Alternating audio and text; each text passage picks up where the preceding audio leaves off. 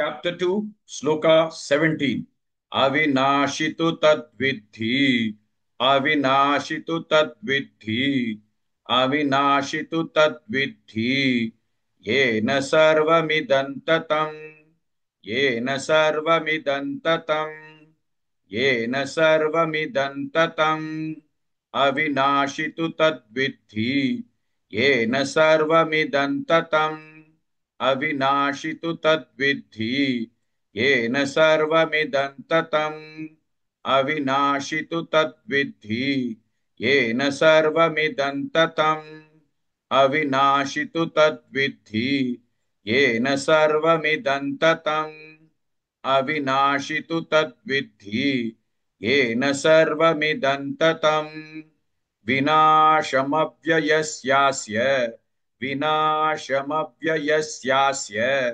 विनाशमव्ययस्यास्य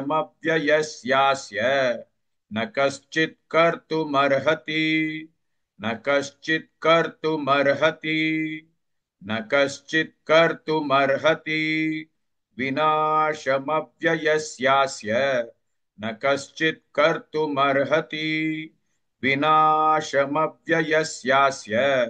न कश्चित् कर्तुमर्हति विनाशमव्ययस्यास्य